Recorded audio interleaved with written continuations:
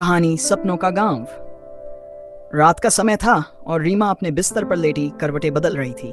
आंखें बंद करने की कोशिश करती पर नींद उससे कोसों दूर थी। दिन भर की थकान के बाद भी उसका मन बेचैन था। उसने सोचा क्या किया जाए कि नींद आ जाए। तभी उसे अपनी दादी की सुनाई हुई एक पुरानी कहानी याद आई जिसे सुनते ही बचपन में उसे गहरी नींद आ जाया करती। उसने अपनी आंखें बंद की और दादी की वही कहानी मन ही मन दोहराने लगी। कहानी शुरू होती है। किसी दूर पहाड़ों के बीच बसा था एक छोटा सा गाँव जिसका नाम था सपनों का गाँव। इस गांव की खासियत ये थी कि यहाँ के लोग हमेशा खुश रहते थे। उनके चेहरे पर एक अजीब सी शांति और सुकून था। इसका राज था गांव के बीचों बीच स्थित एक रहस्यमयी झील जिसे नींद की झील कहा जाता था। झील की कहानी ये थी कि जो कोई भी उसकी शीतल हवा में बैठता उसे गहरी मीठी नींद आ जाती थी। लोग कहते थे कि उस झील में एक जादू है जो मन की सारी चिंताएं और थकान को दूर कर देता है। बस एक बार उसके किनारे बैठो और तुम्हारे सपनों में खो जाने का रास्ता खुल जाएगा। एक दिन गांव में एक मुसाफिर आया। वह बहुत थका हुआ और परेशान था। उसे कई दिनों से ठीक से नींद नहीं आई थी।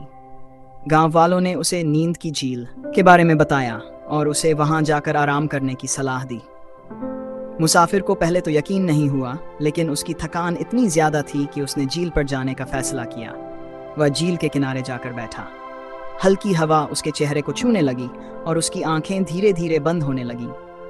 चारों ओर की शांति और ठंडक ने उसे धीरे से अपनी बाहों में भर लिया। कुछ ही पलों में मुसाफिर गहरी नींद में सो गया। उसकी आंखों में सुंदर सपनों की एक नई दुनिया खुल गई।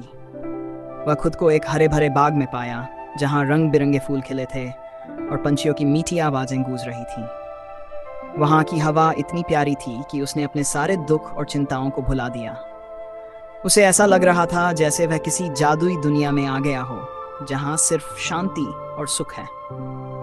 कई घंटों की गहरी नींद के बाद जब उसकी आंखें खुलीं तो वह तरोताजा महसूस कर रहा था। उसकी सारी थकान गायब हो चुकी थी। मुसाफिर ने गांव वालों का धन्यवाद किया और अपने सफर पर फिर से निकल पड़ा, पर अब वह एक नई ऊर्जा और सुकून के साथ था। कहानी का अंत होता है। रीमा ने यह सोचते सोचते अपनी आंखें बंद कर लीं। उसका मन अब शांत था। सपनों का गांव और नींद की झील उसकी कल्पना में बस गए थे। कुछ ही देर में वह भी मुसाफिर की तरह गहरी मीठी नींद में खो गई।